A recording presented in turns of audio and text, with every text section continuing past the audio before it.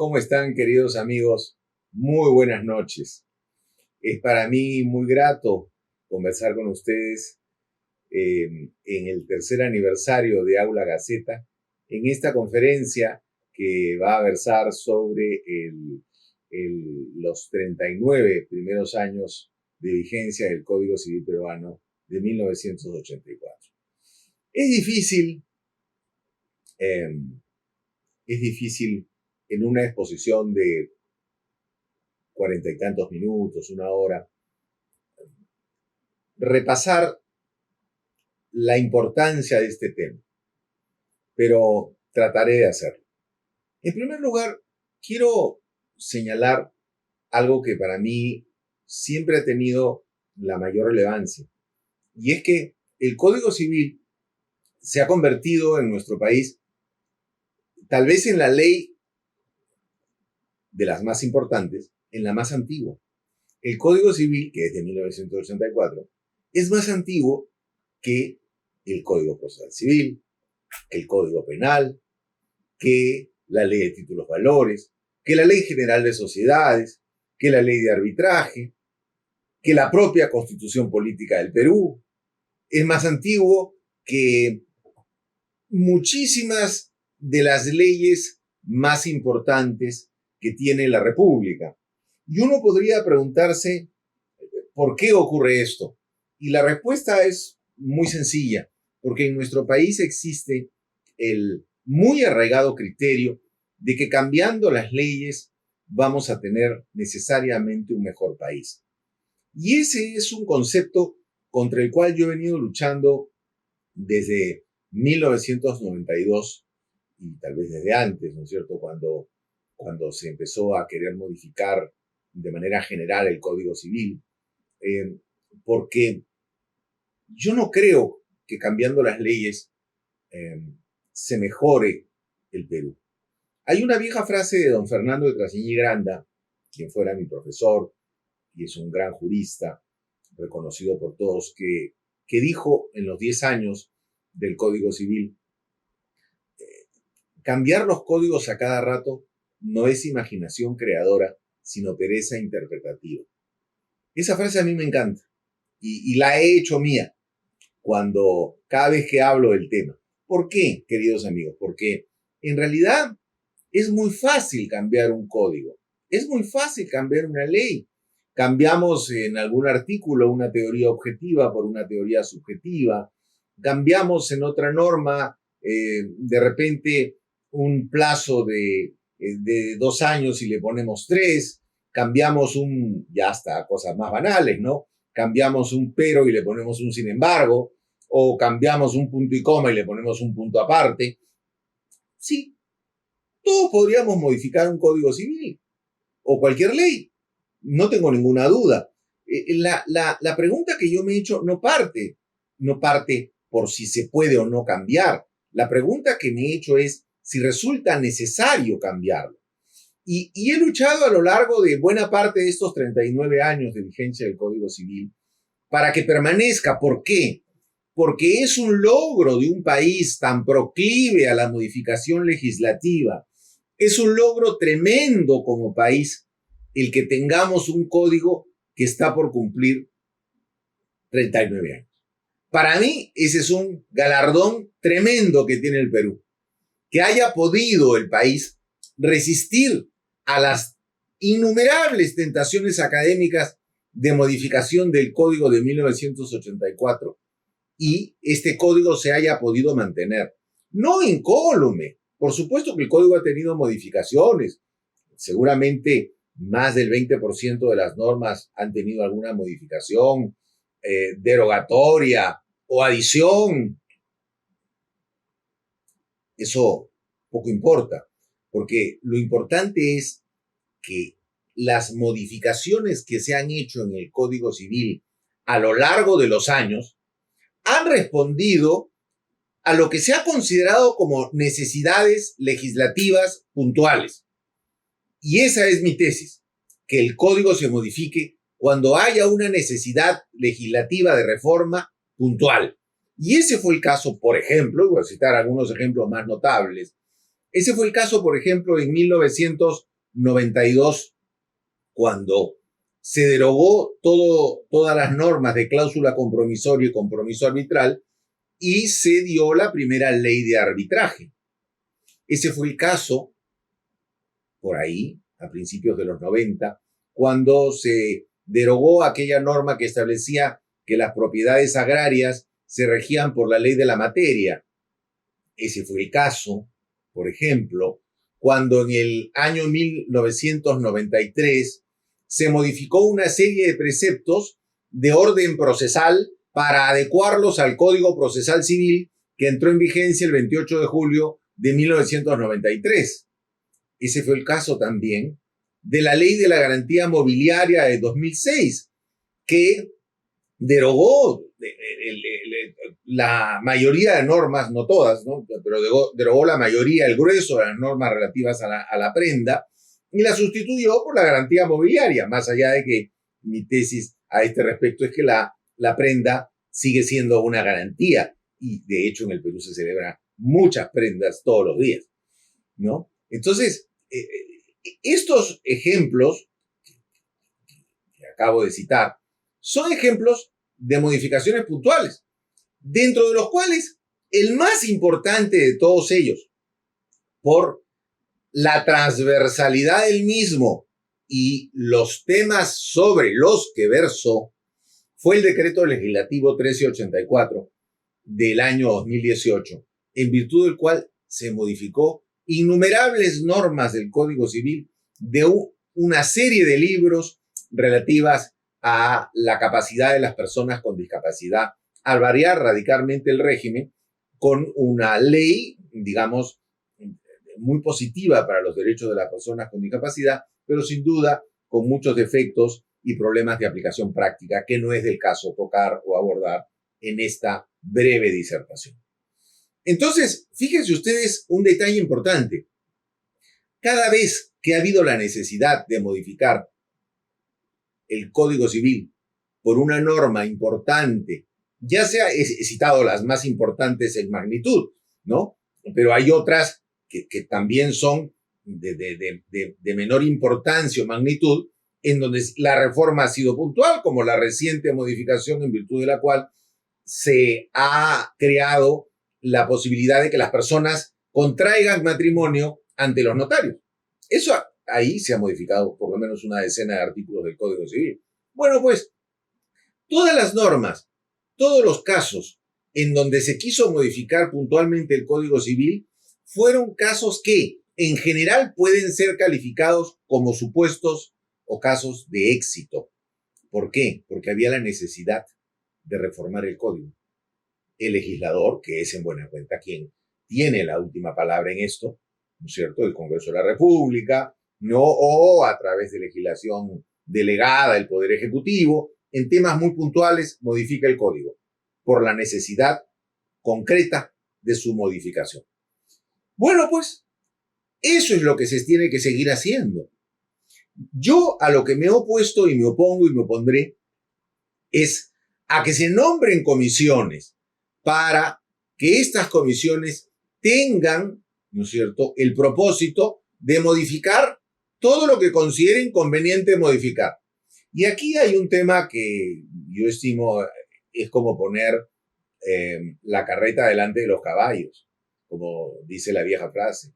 ¿Y cuál es el problema, queridos amigos? El problema es que cada vez que en la historia del Código de 1984 el Ministerio de Justicia, hoy Ministerio de Justicia y Derechos Humanos, ha nombrado una comisión para tales efectos, el gran problema, ¿saben cuál ha sido? Ha sido que se ha nombrado la comisión sin saber para qué se le nombra. O sea, en buena cuenta, la autoridad, el Poder Ejecutivo, nombra una comisión de profesores de derecho para que planteen una reforma al Código Civil. Eso no dice la norma que crea las comisiones, pero en la práctica es para todo aquello que consideren conveniente. Entonces la pregunta es, si yo, Estado peruano, no sé para qué tengo que nombrar la comisión, porque no sé exactamente qué se tiene que modificar, qué rumbo debe tomar esa modificatoria o esa reforma, Entonces la pregunta es, ¿para qué nombro la comisión? Si ni yo mismo sé qué cosas se tienen que modificar. Y es más, ni yo mismo sé si es que hay algo que se tiene que modificar. Ese es el gran problema.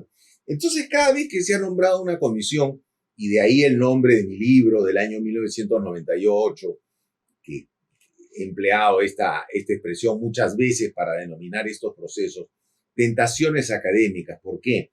Porque generalmente las comisiones de reforma de los códigos son comisiones en las cuales se designa a ilustres profesores de derecho, colegas, muy apreciados en todos los casos, pero que se le dice, bueno, nombrada la comisión, vean qué es lo que hay que modificar. Y ahí vienen las tentaciones académicas. Si yo soy profesor de obligaciones, me interesará seguramente que la mayor parte de artículos sobre los cuales yo tengo alguna observación o reparo del libro de obligaciones se termine modificando. ¿Y eso qué significa? Eso significa que tendré que, en cierta manera, transigir con aquellos otros profesores que tienen propuestas de personas, de familia, de reales, de derecho internacional privado, de fuentes de las obligaciones, de sucesiones, de título preliminar, etc. Con lo cual, la mejor manera de que todas mis propuestas sobre obligaciones terminen siendo aceptadas en esta comisión de reforma es precisamente aceptar las propuestas de los demás. ¿Y eso a qué ha dado resultado, queridos amigos? Que en los procesos de reforma en los cuales se nombró comisiones para estos efectos, más allá de que todos ellos condujeron estos procesos al fracaso y generaron un esfuerzo inútil, digamos, del Estado peruano en su creación y desarrollo, todos estos procesos terminaron con la propuesta de modificación de cientos de artículos del Código Civil, cientos de artículos sobre los cuales el medio jurídico no había planteado nunca la idea de modificación. ¿Y cuál es el medio jurídico, queridos amigos? El medio jurídico somos todos nosotros. El medio jurídico somos no solo los profesores de derecho de las universidades. El medio jurídico somos los abogados en ejercicio, los alumnos de derecho, la sociedad en su conjunto, las autoridades. Todos somos, ¿no es cierto?, el medio de la sociedad interesado en algún aspecto, ¿no es cierto?, de la juridicidad, porque no porque alguien no haya estudiado derecho, no tendrá interés en algún tema de derecho. Muy bien, entonces ese medio jurídico y social nunca abogó por una reforma total del código. Nunca ha habido un movimiento general en el Perú por una reforma total del código. Nunca ha habido, yo siempre decía, no, nunca ha habido una marcha en la calle con cartelones diciendo vamos a modificar el Código Civil, modificación o muerte, venceremos, ¿no es cierto? Nunca ha habido eso. ¿Y por qué? Por la sencilla razón de que la necesidad de la reforma total es un invento. Es un invento fruto de las tentaciones académicas de nosotros los profesores de derecho. Por eso es que digo que nuestra labor es tratar de frenar precisamente esas tentaciones académicas. Y que si se quiere modificar algo, ¿no es cierto?, se haga como siempre se ha hecho en las reformas puntuales que han tenido éxito. Es decir, que se nombre algún grupo de estudio para precisamente profundizar algún tema en específico, y que ese grupo de estudio, ¿no?, arroje esa investigación, un resultado, y se modifique tal a tal artículo específicamente, pero no todo, porque eso no responde a la necesidad ni del medio jurídico ni del medio social. Entonces, yo digo, qué mejor homenaje al Perú que una ley tan importante como el Código Civil vaya a cumplir 39 años. Qué mejor homenaje del propio medio jurídico a su propio país que su código cumpla 39 años. ¿No es cierto? Eso para mí es importantísimo. Sobre todo porque es un buen cuerpo legal. Un buen cuerpo legal. Muy bueno. Que ha sido y es elogiado por muchos profesores del extranjero en diversos aspectos de su contenido. De tal manera que es una obra de muy buena factura.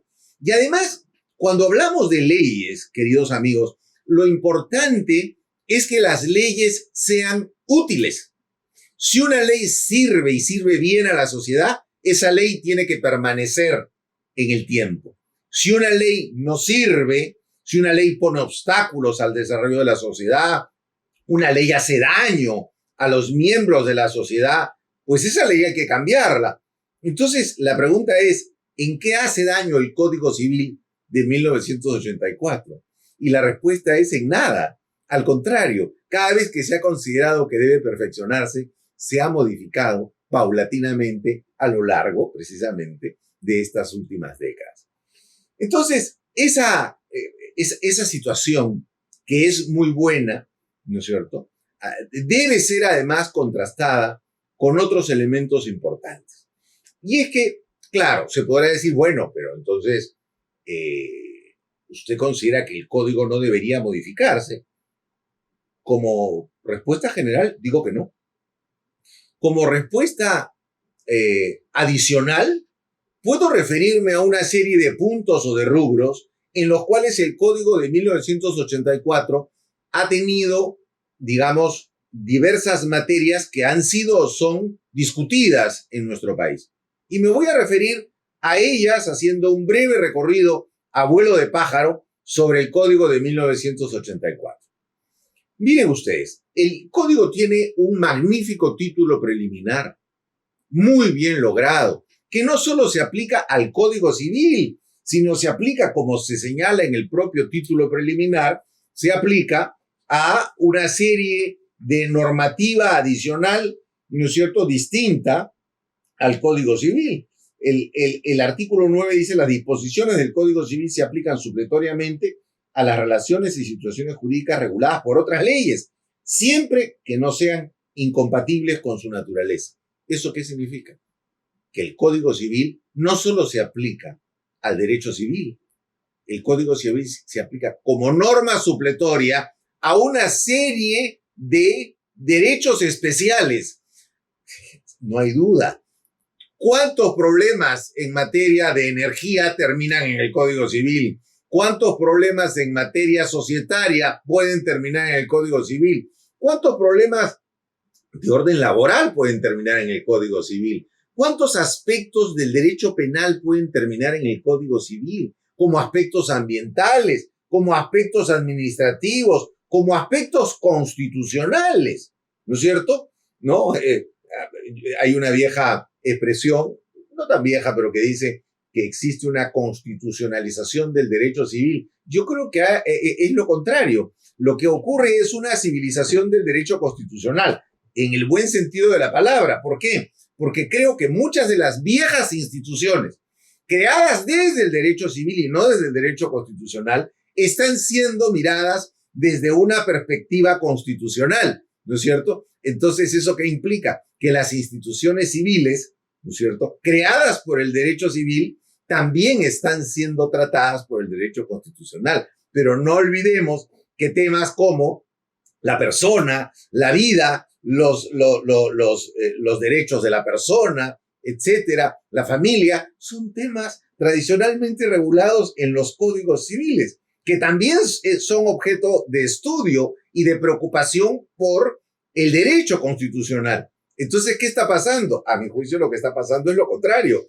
Es que el derecho constitucional está precisamente imbuido de esos temas de naturaleza civil y naturalmente está tratando de recrearlos dentro de las doctrinas y principios del propio derecho constitucional. Es sin duda un ir y venir. No es un flujo de un solo lado, es un ir y venir. Muy interesante, pero que no es objeto de esta disertación. Bueno, ¿y qué más? Entonces, un buen título preliminar. Un buen título preliminar.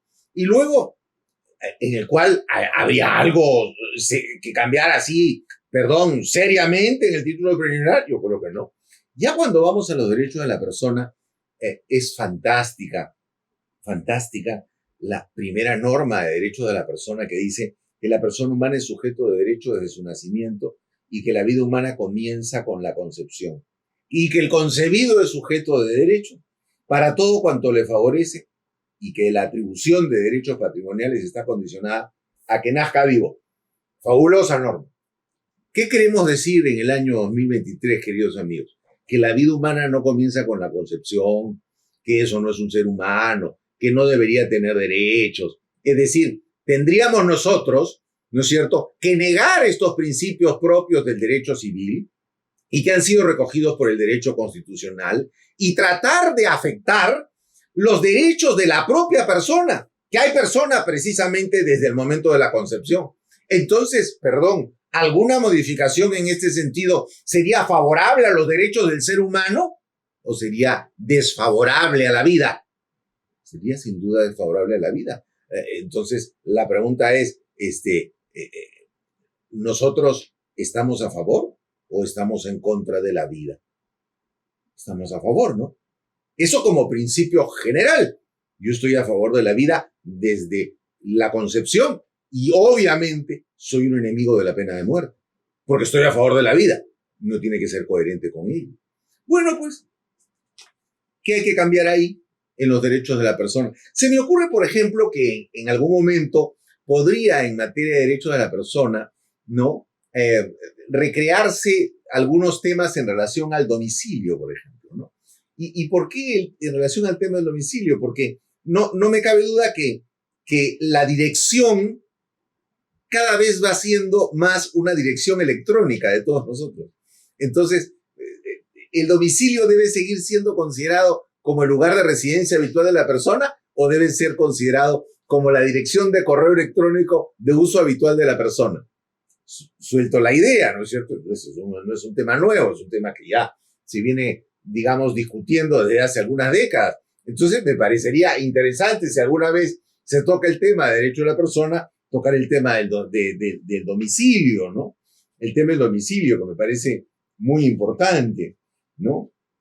En fin, en cuanto a personas jurídicas, no cabe duda que la regulación que se tiene de asociación, fundación y comité es una regulación, digamos, básica, pero es una regulación que ha permitido y permite un desarrollo, digamos, fluido de lo que significan estas personas jurídicas, ¿no? Yo creo que más allá de las críticas puntuales que pueda haber alguno u otro artículo, que yo las manifiesto personalmente en mi libro sobre derecho de personas, que publiqué hace 2 o 3 años por Gaceta Jurídica, precisamente, esas son observaciones puntuales, pero no es un tema de fondo, no es un cuestionamiento de fondo que haga imprescindible modificar el tratamiento de las personas jurídicas en el Código de 1984. Y de personas nos vamos a familia. En familia. ¿Cuántas modificaciones se han producido en familia? Muchísimas. Tal vez el libro de Derecho a Familia, que es un libro, de hecho sea de paso, muy extenso, sea aquel en donde ha habido más modificaciones. Sin duda me he enfrentado con esta problemática al escribir mi obra de familia, que apareció también por Gaceta hace 2 meses. ¿Por qué? Porque había tantas modificaciones que en muchos casos había que tratar de concordar y ver si concordaba bien lo modificado con lo no modificado. Pero, yendo a familia, el Código de 1984 recoge el modelo de familia del legislador que tuvo a su cargo el código, el libro, que era el doctor Héctor Cornejo Chávez, y sin duda de los miembros de la Comisión Reformadora del Código y también de los miembros de la Comisión Revisora. O sea, en otras palabras, ¿qué otro modelo de familia podía legislarse sobre qué otro modelo de familia en el año 1984 que no fuera el modelo de familia tradicional? ¿Hay otros modelos de familia? Por supuesto que sí. O sea, el modelo de familia del Código Civil es un modelo que parte de la idea del matrimonio, ¿no es cierto? Del matrimonio entre hombre y mujer y la formación de un hogar, en concordancia con la Constitución Política de 1979 y también en concordancia con la Constitución Política de 1993 al respecto. Pero, ¿qué preguntas nos podríamos hacer aquí? ¿Esta es la única familia? No. El propio Código reconoce, por ejemplo, y da una serie de derechos que fueron ampliados a lo largo de la vigencia del mismo, con el artículo 326 relativo a la unión de hechos. O sea, los derechos que se reconocen en el código no solo son para los cónyuges o para los esposos, son también para las personas miembros de una unión de hecho. Perfecto. ¿Hay otras formas de familia? Sí, claro que hay otras formas de familia. Es más, digamos, de acuerdo a los 2 últimos censos nacionales que se han realizado en nuestro país, el número de familias formadas por un matrimonio ha decrecido. Y ha decrecido no en comparación con quienes dicen no tener pareja, sino en comparación con quienes conviven. De tal manera que, digamos, esa disminución ha sido una disminución notoria. Yo no tengo duda que el tema va por ahí y que sin duda hoy es mucho más cómodo y viene siendo mucho más cómodo para las parejas el convivir y no casarse. Yo no digo que eso no sea así. Yo lo que digo es que es bueno para la familia como para la sociedad ordenarse. Es decir, es bueno para un hijo tener un padre y una madre. Es bueno para un hijo no tener que ir los fines de semana a las visitas o ser recogido para las visitas porque lo recoja su padre o ser recogido para las visitas porque lo recoja su madre. Y tampoco es bueno para los niños, ¿no es cierto?, tener medio hermanos de 2, 3 o 4, ¿no es cierto?, parejas distintas de alguno de sus progenitores. O sea, eso no es bueno para los niños. Yo creo que para los niños genera estabilidad emocional precisamente el ser parte de un hogar bien constituido.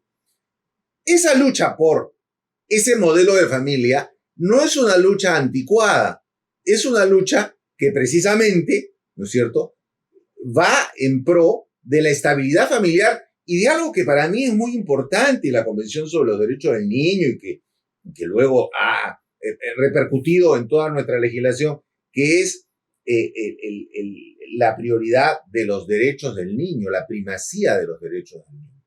¿Cómo dar primacía de los derechos del niño si el niño termina siendo un elemento de negociación en las parejas rotas? Eso es algo importante, ¿no? Y claro, ¿no? El matrimonio es algo que implica sacrificio. El matrimonio implica también, yo digo que el matrimonio es una permanente transacción, porque implica que de manera permanente uno tiene que tratar de ponerse de acuerdo con su pareja, en beneficio de una convivencia sana, pero también en beneficio de quienes no tienen la culpa de nada, que son los hijos. Entonces, este es un tema fundamental. ¿Ya qué modelo de familia queremos que regule el Código Civil? Pues ya no el que regula. ¿Cuál modelo? ¿O cuáles modelos? El Código Civil entonces debe regular 8 o 10 o 24 modelos de familia distintos. Yo creo que no. El Código no restringe ningún derecho a los hijos que no han nacido dentro del matrimonio. Eso está clarísimo desde el Código de 1984 en contra de lo que disponía el Código de 1936. Eso está clarísimo y zanjado hace mucho tiempo. El tema no va por ahí, el tema va en el sentido de qué debe promover el legislador. Y yo creo que el legislador debe promover, no solo en este aspecto de la vida nacional, sino en todos los aspectos de la vida nacional, el orden, la formalidad. Somos un país que se queja de ser informal en cuántos aspectos, ¿no? Bueno, este es uno de esos aspectos. No tendría por qué ser distinto si somos un país informal en una serie de temas como el empleo, etcétera. Aquí, ¿por qué no lo vamos a hacer? Pero es parte, pues, de ordenarnos como sociedad. No sé si eso sea malo. No sé si eso sea malo. Y creo también, y este es un punto que para mí resulta fundamental, debe seguir siendo regla en el Código Civil, a pesar de que hay una excepción, digamos, de poderse divorciar por haber abandonado el hogar conyugal que se incluyó hace más de 20 años, invocándola el propio cónyuge que realice ese abandono. La regla es el divorcio sanción. y la regla en el código no es el divorcio remedio. El último proyecto de reforma que se realizó hace 4 años, el último proyecto que se presentó, partía de la idea en materia de familia, de la idea central de eliminar el divorcio sanción y simplemente regular el tema como divorcio remedio. A mi juicio, esa era una modificación absolutamente perniciosa. ¿Por qué? Porque era finalmente una modificación abiertamente amoral. No digo inmoral, digo amoral. Prescindía del tema moral. Y eso además generaba contradicciones con los temas indemnizatorios, ¿no es cierto? Y de resarcimiento que son, digamos, consecuencia precisamente del divorcio sanción. Bueno, pero eso es un tema que no lo vamos a analizar de manera digamos, puntual, porque no es el caso de una conferencia de esta dimensión o tiempo. Luego viene el libro de sucesiones. ¡Qué buen libro! El libro de sucesiones es un magnífico libro. Justamente en unos días entrego a Gaceta Jurídica mi nuevo libro de sucesiones, ¿no? ¡Qué ordenado!, ¿no? El derecho de sucesiones es tal vez tan matemáticamente ordenado como el derecho de obligaciones, ¿no? Y complejo también, ¿no? Complejo. Bueno, el derecho de sucesiones regula, pues, qué pasa con el patrimonio de la persona a su muerte, ¿no? La sucesión testamentaria, la sucesión intestada, en el caso de la sucesión testamentaria, las diversas formas de testamento. Yo creo que, digamos, en materia de sucesiones solo ha habido una objeción de fondo a lo largo de estos casi 40 años de vigencia del Código Civil, y la objeción de fondo consistía en la eliminación de la legítima, es decir, la posibilidad de que en el testamento uno disponga, a pesar de tener hijos u otros herederos forzosos, de lo que hoy son hijos u otros herederos forzosos, ¿no es cierto?, de la totalidad de su patrimonio, o sea, en buena cuenta de la eliminación de la categoría de heredero forzoso, ¿no? O sea, yo podría dejarle todo mi patrimonio, ¿no es cierto?, a mi secretaria, ¿no es cierto?, o a una amiga, ¿no? O por último a alguna institución que cuide de mi gato, ¿no es cierto? Pero no a mis hijos, ni a mi esposa, o a mis padres, si fuera el caso, ¿no? Entonces, digamos, la sociedad peruana quiere eso, de verdad, ¿no? O sea, la sociedad peruana se sentiría cómoda con que alguien disponga que su patrimonio salga del núcleo familiar a su muerte y vaya todo a un tercero, que el esfuerzo conjunto de esa familia se disipe en terceras personas, de repente por afectos fugaces o por problemas que se haya tenido en algún momento con algún familiar que motive una reacción testamentaria de esta naturaleza. Yo estimo que no. La sociedad no lo pide. Por eso es que cuando se planteó la eliminación de la legítima, dije, no, señor, no hay que eliminar la legítima. ¿Por qué? Porque más allá de ser un tema interesante a discutir como tema académico, no es un tema que precisamente, ¿no es cierto?, sea compartido por la sociedad peruana, ni siquiera por el medio jurídico peruano. Entonces, mucho cuidado. Ahora, en derechos reales, bueno, la regulación de los derechos reales es una regulación, a mi juicio, buena. ¿Por qué?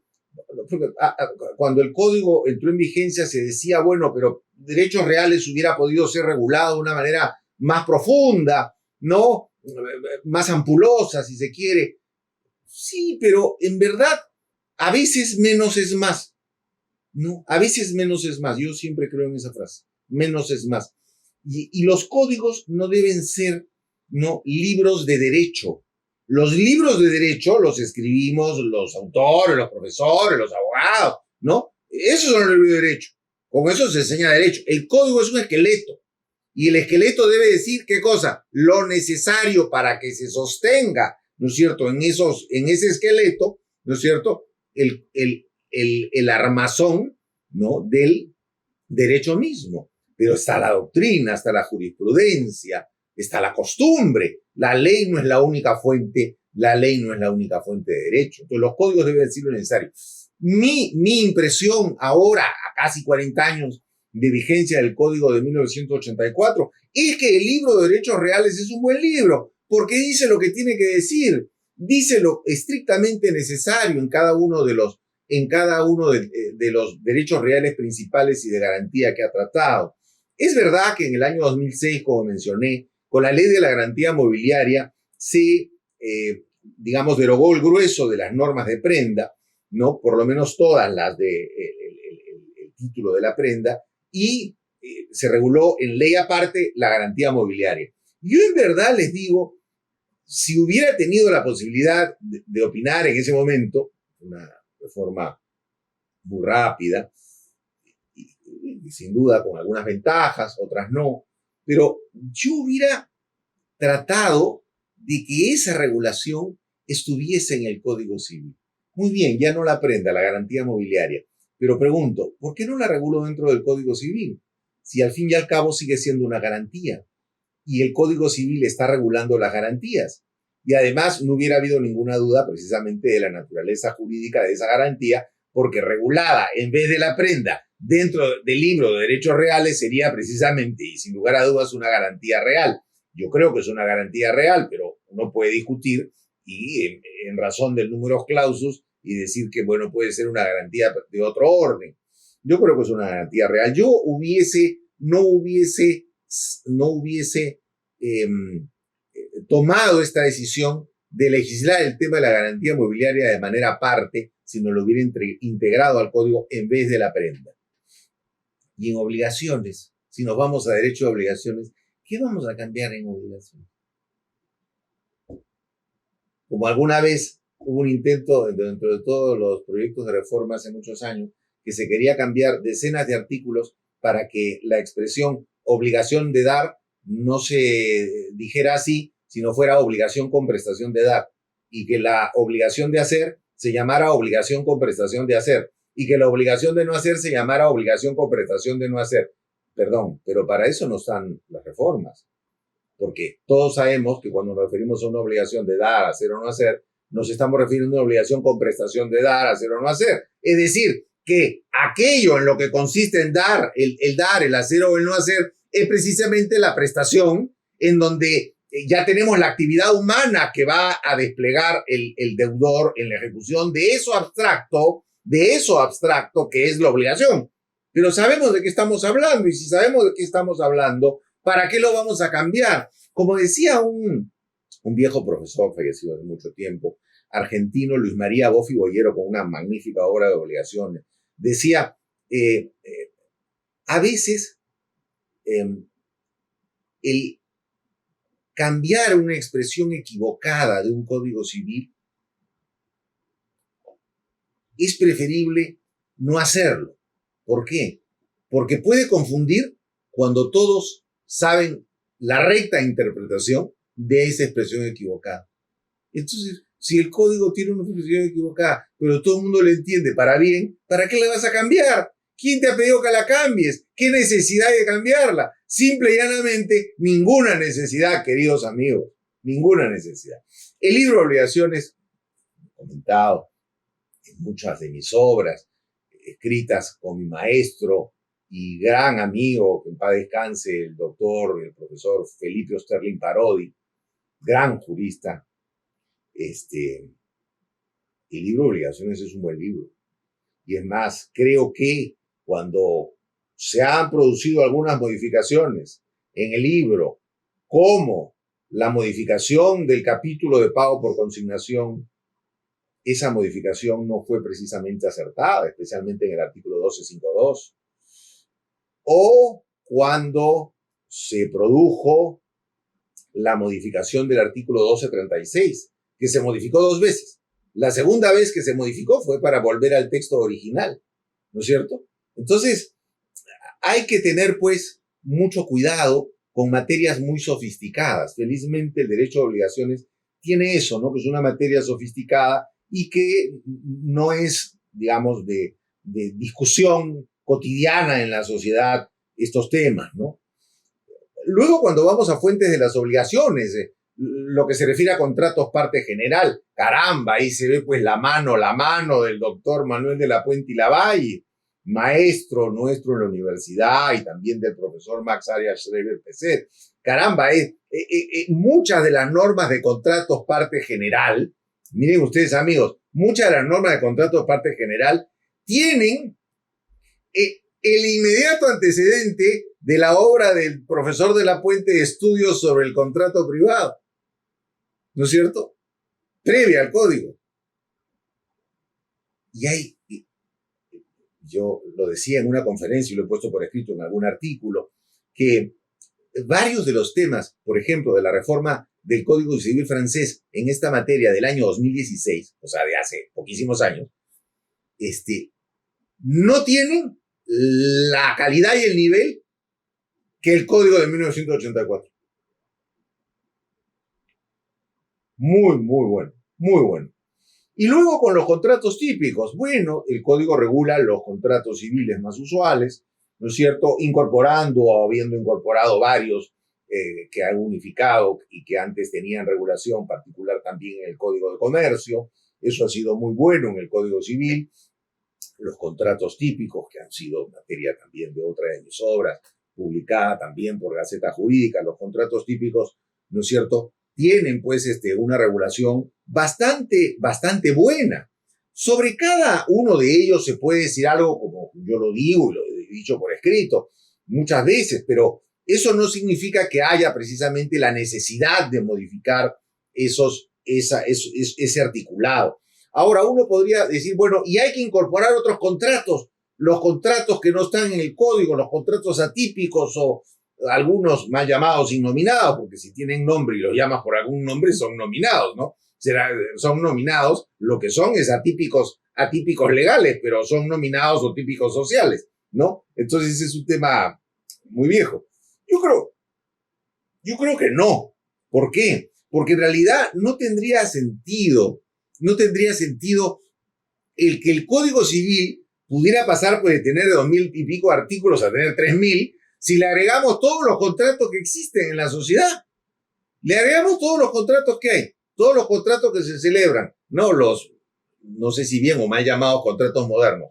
¿Sería bueno agregárselos al código o lo mejor es que esos contratos sigan el curso que tienen? Es decir, que la costumbre, la cotidianeidad les siga dando esa forma, les siga dando ese contenido y que nadie se queja de que esos contratos no tengan regulación positiva en el Código Civil o en alguna otra norma especial, porque hay otros contratos que por supuesto tienen regulación en normas especiales, como lo es el contrato de seguro, ¿no? Antes en el Código de Comercio y con la ley de contrato de seguro desde su entrada en vigencia.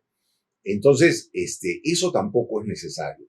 De tal manera que, fíjense ustedes, queridos amigos, este recorrido breve, como impone, digamos, una conferencia de 45 minutos sobre estos temas, nos lleva a una conclusión.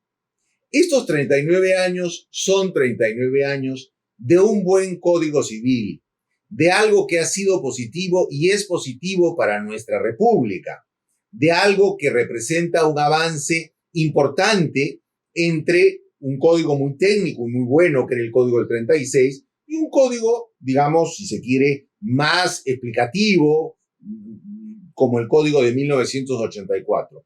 Creo, además, que la comisión que elaboró el código de 1984 fue una comisión de lujo. He mencionado a dos de sus miembros, he mencionado al profesor Felipe Osterlin Parodi, que fue su presidente, he mencionado al doctor Max Arias Schereber, pero también está el doctor Jorge Avendaño Valdés, ¿no es cierto? Está el doctor Carlos Fernández Cesarego, ¿no?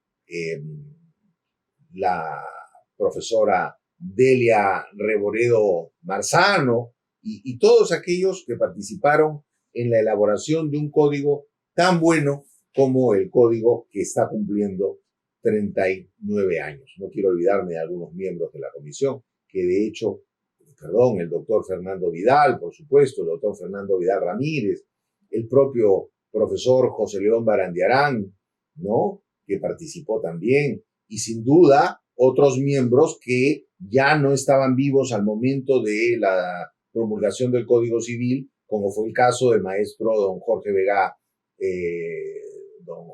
García, o la profesora Lucrecia Mais von Humboldt, o el propio León Berandiarán o el profesor Rómulo Lanata, también la participación del profesor César Fernández Arce, ¿no es cierto?, que fue un conspicuo miembro también de la comisión revisora, que integró sin duda el siempre perspicaz y entusiasta doctor Jacques Vigio Crem, también amigo del suscrito. En fin, es un grupo de juristas que tuvo a su cargo la factura de este Código Civil, un grupo de juristas, me olvido de mencionar la participación del profesor Carlos Cárdenas Quirós, de Jorge Vega Velasco, ¿no? Y lamento si me olvido de mencionar algún otro, pero en fin, un conjunto de profesores muy importantes, que tuvieron a su cargo la elaboración de un código que ha dado, da y sin duda seguirá dando grandes beneficios a nuestro país. Con esto concluyo, reiterando mi felicitación a Aula Gaceta por su tercer aniversario, agradeciéndoles a ustedes por su generosa atención esta noche y agradeciendo a Gaceta Jurídica pues por la oportunidad de publicar mis libros, ¿no?, que siempre son tan gentiles, con su director, el doctor Manuel Muro, y a todos ustedes, queridísimos amigos, por la gentileza de haberme escuchado esta noche y destinado este lapso para compartir estas inquietudes mías sobre una materia tan importante como es el Código y el Derecho Civil. Muchas gracias y nos vemos en una próxima oportunidad.